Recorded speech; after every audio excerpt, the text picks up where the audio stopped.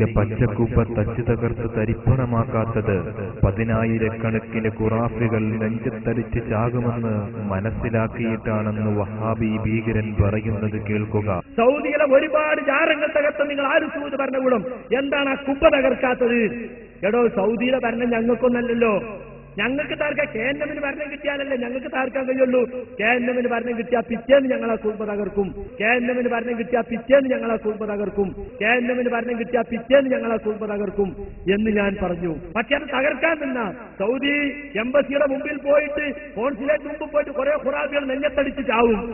കബർ വിളിക്കണോന്നും പറഞ്ഞിട്ട് അങ്ങനെ കുറെ എണ്ണം ചത്തുപോകാന്ന് വിചാരിച്ചിട്ട് സൗദി ഗവൺമെന്റ് അത് അവിടെ നിലനിർത്തിയിരിക്കുന്നു എന്ന് മാത്രമേയുള്ളൂ. സൗദിയിലെ കോൺസുലേറ്റിന്റെ മുമ്പിൽ നിന്നിട്ട് ഒരുപാട് ഖുറാബികൾ നെഞ്ഞത്തടിച്ച് കരയും, ചത്തുപോകും.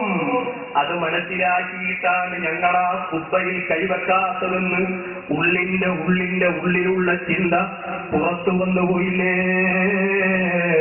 മുഅ്മിനീങ്ങളെ. അല്ലാഹുവിന്റെ റസൂലിന്റെ റൗളാ ശരീഫിന്റെ മുകളിൽ കാണുന്ന പച്ചക്കുബ്ബ ഞങ്ങൾ തകർക്കും. ഖുറാഫികൾ അതാ നെഞ്ഞത്തടിച്ച് ചാവണ്ട എന്ന് കരുതിയിട്ടാണെന്ന് പ്രസംഗിച്ചിട്ടുണ്ടെങ്കിൽ ഓ മുഅ്മിനീങ്ങളെ, പുന്നാര നബിയോടുള്ള മഹബ്ബത്ത് അല്ലാഹു നമ്മുടെ കൽബിലേറ്റി തരട്ടെ.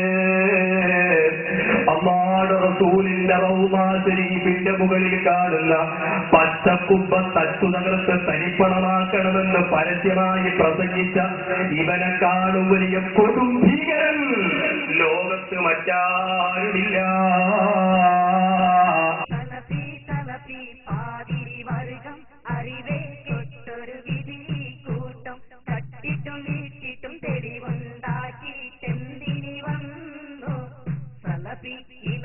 വചനവും കിതാബിന്റെ ഇബാറത്തും മാറ്റി മറിച്ചോരേ